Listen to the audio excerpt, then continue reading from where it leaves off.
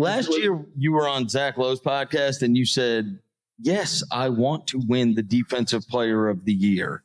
And is that still something that is important to you? For sure. Huh? For sure. I want to win it. I wanted to win it last year, but I wasn't really thinking about it. I don't usually I think it's a mental thing, but I don't ever look at like standings of stuff and stuff like that. You just kind of keep it moving. But like, do you look at Reddit threads about yourself? I mean, not unless the homies put it in the group chat. I mean, you don't know how close you were, and then Marcus Smart was having an unreal year, and I heard the whole narrative. You hear narratives, Gary Payton thing with the Marcus Smart, and you're like, all right, cool, that's nipped, do your thing. I think you just, when you realize you had a shot at it, like this year, like you realize you actually had a clear shot at it, you're like, damn, kind of want that. Well, Jaren, I got a vote. And this year, you currently lead my ballot. Yeah! Woo! Yeah, KOC! KOC, dropping it. Well, one of the things that you do... one of the things you do better than anybody is roam. Like the way off ball, like you kind of help off of weaker defenders and block shots around the basket. I asked David Roddy earlier how much of that is like game plan from Taylor Jenkins, how much of that is like you just kind of, freelancing.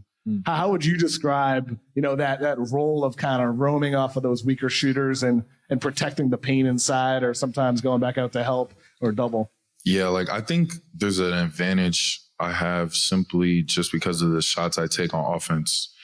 And it's, I mean, you can be a shot blocker. A lot of big shot blockers, like they block shots at the rim. It's I see them block it. You see it's a classic block, boom.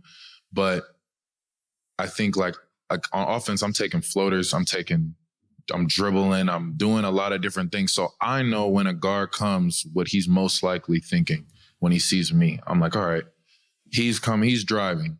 Do I think he's going to drive all the way to me? Probably not.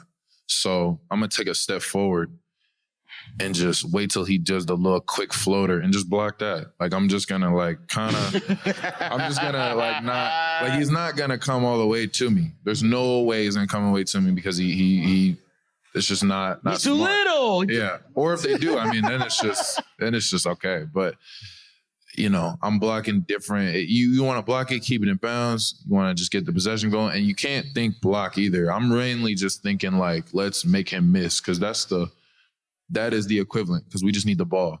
So if I end up blocking it, if you just get a pinky on it, if you get a finger on it, which, I mean, ended up being like what I was accused of bluffing. I mean, me and Kurt Goldsberry did a pretty good job. They did. Quick. KOC went through every home block and said, these are legitimate. Yeah, so did I. You did it too. I looked at him too. I was like, wow, this is pretty dope. It weirdly worked in your favor, because what happened is, because of that thread, all the media members then went and watched it all, and they're like, Jesus, this guy blocks everything. Yeah. And then they thought I planted it. Did you? I called my agent. I was like, yo, is this you? Because I'm not saying it to you, but it feels weird. He's like, nah, brother. Da, da, da, da. I'm like, all right. This is smart, right? This is really smart. Yeah, Roddy, in fact, when he was out here, said, now it's gotten to the point where they take you, not, I don't want to say for granted, but that if somebody beats them off the dribble and you don't block it, it's like, come on, bro. Yeah, when they look at me crazy, they're just expecting you to defend the guy too, right? Did you see the clip that was going around with Kyrie today? Oh, yeah. There's a clip that somebody had from the All-Star game, and you guys are at practice, and you guys are talking about moves, and he is explaining what his counter would be against you defensively, and they lined it up. It's literally what happened last night, where he tried to go right and wrap around you, and you knew. I told him, I'm listen. I'm just, this is at the All-Star game, and I'm like, you know what? I'm about to get as much info from these dudes. I'm just like, I was asking DeMar about his little move and stuff like that, like little things like that whenever they had time, because no one really wanted to be there anyway. but Kyrie was like, we were talking about switches. We were talking about ball screen switches. He was like, yo, I'm going to switch out here. He's like, oh, this is what I'm going to do. I'm going to go wide. I'm going to go to my right. And I'm like, yeah, these are counters. Honestly, his counters that he showed me at the All-Star game were really good. But, they were different than yesterday. I mean, he's the greatest ball handler this earth. So all those moves, you got to be ready. I was just like, dude, all I'm going to do, I told him, I don't really remember everything I told him, but I was like, I'm going to calm my body down and I'm not going to move at first. You're going to do the first move and then you're going to go. And then that's when I'm going to move.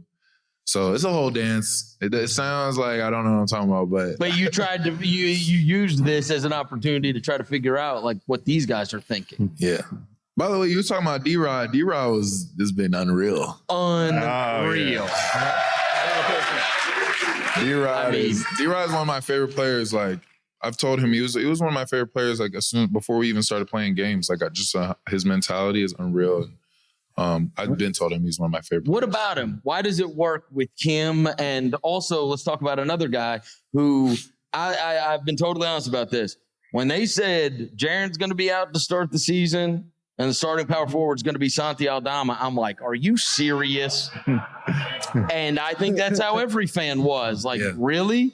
Like, that cannot be our solution. And he has been fantastic. Has a career high last night. Like, those two guys in particular, these bench guys, and kind of why you think they have had the success they've had this year. Well, first I'll start with D-Rod. I mean, he's just like, he has a football mentality. So, preparation-wise, he's going to go hard in warm-ups. He's going to go hard in lift. Nothing's going to faze him. He knows that working hard is all he has to do. Like, he doesn't care about anything else except working hard. So if you have that as a baseline, you're going to be fine. And you have no conscience when you're out there. He's shooting whatever. It's just going up. Like I always say that when he catches the ball on the bench, like it's going up.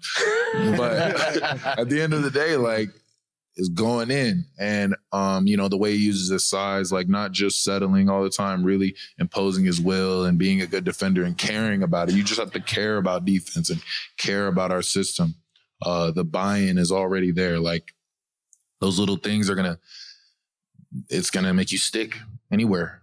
Thank God he's with us. Santi, I mean, he's 21, right? Mm-hmm. 21 years old. Can you do something for me? Santi's so young. Like he can do anything. He's huge.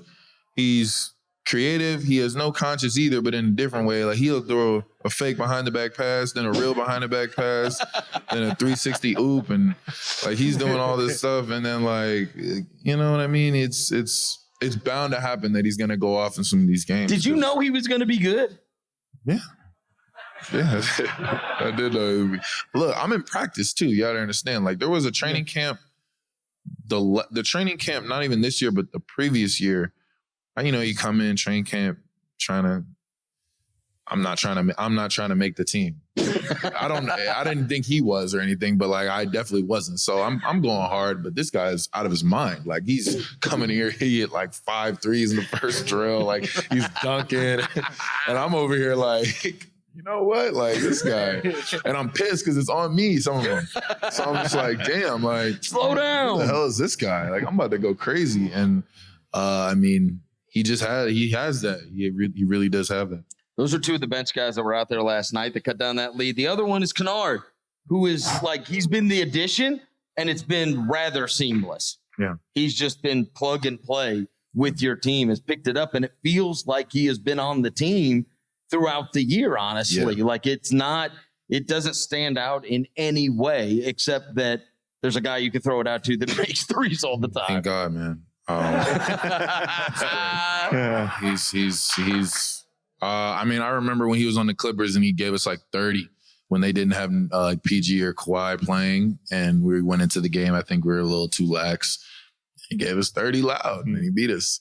And I remember that now he's on our team and I'm like, this guy can really shoot. Like this, when he shoots it, I am really in a good mood. Like I'm gonna, as it's going up, as that time when it goes up before it hits the rim, whether he makes or misses it, I'm in a great mood. I'm like, bro, this is great. I mean, and now with him and Bane. Oh yeah, you guys, especially for bigs, you need the space. Yeah, it helps for me so I can do cool shit. Well, speaking of being in a good mood, the Grizzlies are in second place in the West. Yeah. And looking pretty solid to hold on to that spot. As you look at the bottom mismatch, it could be any one really of 6 different teams.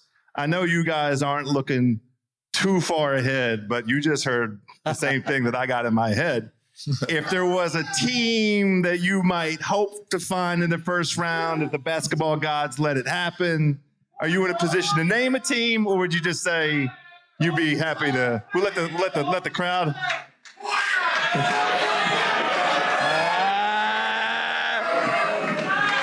There's real smoke. What? There's real smoke. Like, I mean, it's like you feel it, right? Those games are different now. Because of is it a rivalry? I mean,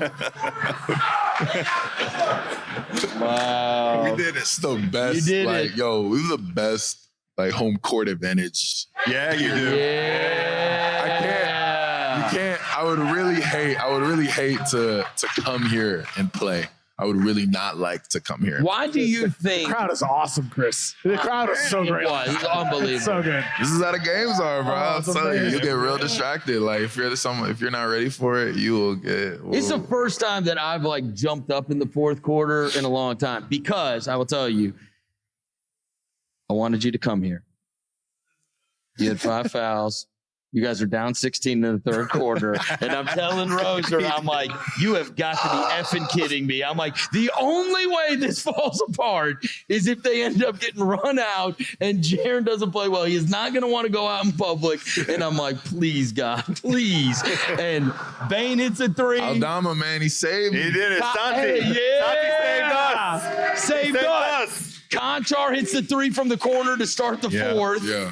Now it's 10. And then you're able to check back in with 6 minutes left. When you hit the game winner, I almost flipped over the table. I was like, let's go. We're going to get him. He's going to want to be in public. I mean, it went from 4 dunks in the first quarter, joy, 5 fouls. He's not going to come. To, yes, let's go, baby. You should have seen Taylor. He was like, we're at the table about to check in. And he's like, it's like me, Des, and DB at the table. They're making their run. He's like, y'all better go in there. They just brought us back. Y'all better go in there. Y'all better go finish this because they just work. They're gassed. They're getting an ovation. We're in there all right, well. We really are. We might as well finish this out. They missed a couple shots. I'm like, okay, let's do this. Crowd is unbelievable for sure in the fourth quarter. But people are going to bring up the whole road and home. And that's the importance of home court advantage. But what do you look at as the big difference between home and road for you guys beyond just everybody cheering for you at home this year? And you were just able to win 2 out of the last 3 on the road when you just went on that road trip, including the biggest comeback in the NBA all season. That would have super sucked with you and your dad doing the photo op. Yeah. and then that being commemorated with a loss to the Spurs, but it wasn't meant to be. So you guys were able to get that win, but kind of gotten rolling more recently. But just throughout this year, what have you looked at as why is the team so dramatically better record-wise, home versus road? Dude, I don't know, bro. I think just going on the road, we know what to expect. You're gonna get booed. You're gonna get this. We're the team to boo. Good shit. But I think just remembering, when you're on a long road trip, just like remembering the big picture, like during the game. Like if you lose one, it's kind of easier to lose the next. It's easier to lose the next. Like it's rhythm. You win it, it's like, okay, you remember more of the feeling and you remember more of certain things. Maybe it's just a long year. I mean, we do play a lot, but it's no excuse for the most part. I think. Do you see a big difference because of all the shit talking? People want to give us our best. People want to give us the best game they can. Deal. It's like playing Duke in college. Like it's you want to beat us. You feel like teams now want to beat you in a way that was not. I mean, they come here, they get harassed. We go to them. They want to beat us. Like will the timing of that flight change help? Like flying out the night of games. That was recorded, right? Rather than.